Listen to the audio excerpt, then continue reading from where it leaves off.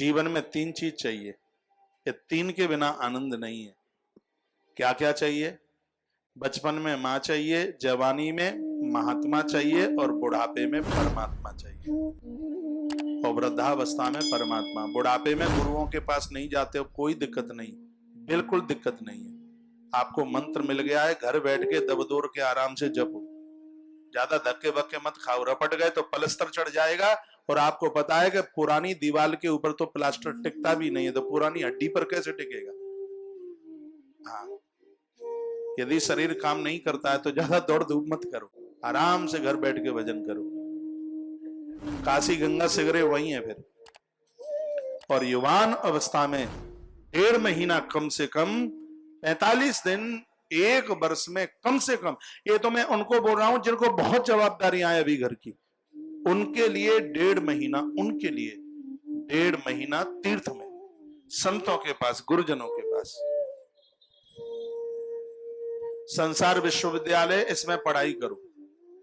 और ये जरूरी नहीं है कि दुनिया की सब बातें मान ही लोगे, जो मानने लायक है, हृदय गवाही देता है वो मानो। मैं तो कथा में हर तीसरे दिन बोलता हूं, मैं तो यहां से 100 बातें आपको बताऊंगा, और बिल्कुल ये जरूरी नहीं है कि आप मेरी हर बात माने, जो मानने लायक है वही माने। मैं 1000 बात बताऊंगा, यहां से एक भी मान लोगे उसी में आनंद। ये तो हमारा भी हृदय बोल देता है कि क्या मानने लायक है, क्या नहीं मानने लायक है।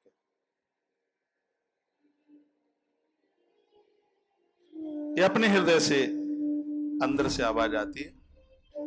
भगवान शंकर गदगद हो गए और कहा, हे नंदी, तुम भाग्यशाली हो, तुम्हारी माँ ऐसी है, तुम्हारे पिता ऐसे हैं जिन्होंने तुम्हें मुझे सौंप दिया।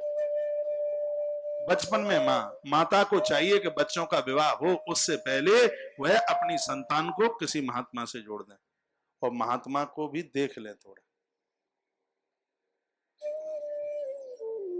आज के समय में तो साधुओं की तो कमी नहीं है कोई,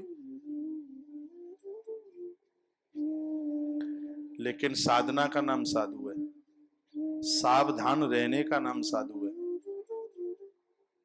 संतोष का नाम साधु है, सिद्धता का नाम साधु है, सुशीलता का नाम साधु है, जिसे क्रोध नहीं आता, संकल्प का नाम साधु है। एक बिच्छू बहता है, साधु उठाता है, डंक मारता है, गिरता है, फिर उठाता है, डंक मारा, फिर गिरा। किसी ने कहा, बाबा जी पागल आधे होते हैं क्या? साधु ने कहा, आधे नहीं, पूरे होते हैं। बोलो क्या बात है? कहा, ये डंक मारता है, मर जाने दो, तुम क्यों इसको बचाते हो? साधु कहता है, इसका काम है डंक मारना, मेरा काम है बचाना। ये अपने काम से नहीं हार मानता, तो मैं अपने काम से कैसे हार मानता? कबीर के दरवाजे पर एक गड़का का भवन था। क्षमा कर दो, देखो मुझे प्रणाम मिल गया, मेरा भवन जल गया।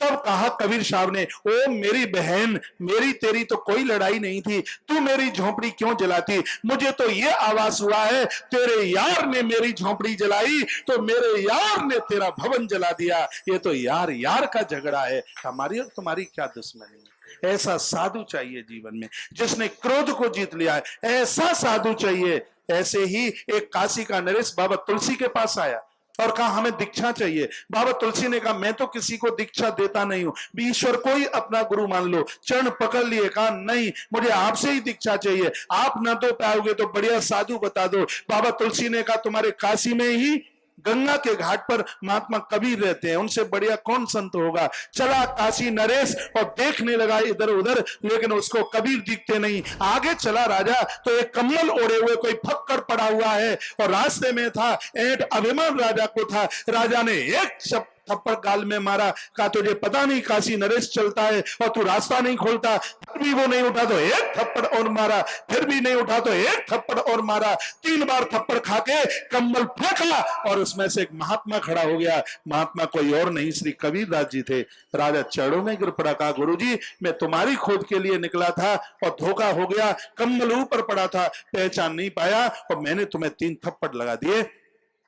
तब कबीर साहब ने कहा, मुझे पता था तुम गुरु की तलाश में निकले हो, मैं जानता हूं तुम गुरु की तलाश में निकले हो। हे राजा, गुरु और चेले का जो संबंध है वो लौकिक नहीं, वो अलौकिक है, वो संसारी संबंध नहीं है, वो पारमार्थिक संबंध है।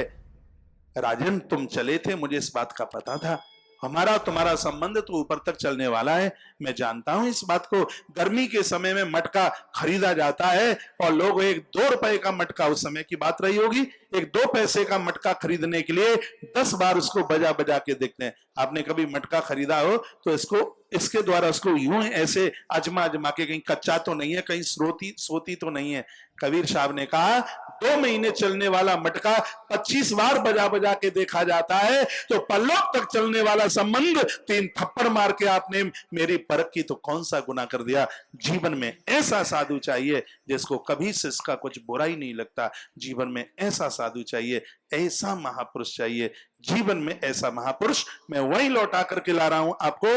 बचपन में मां चाहिए, युवान अवस्था में महात्मा चाहिए। बच्चों का विवाह हो उससे पहले बच्चों को महापुरुषों से जोड़ दीजिए, और अंतिम समय में परमात्मा चाहिए। इन 3 के बिना गति नहीं है, इन 3 के बिना गति नहीं है। और ये तीनों मिले उसके लिए अपने पूरे खानदान, अपने पूरे परिवार को गौ माता से जोड़ दीजिए। रोज इसको वंदन कीजिए, रोज इसकी प्रदक्षिणा कीजिए, रोज परिक्रमा कीजिए।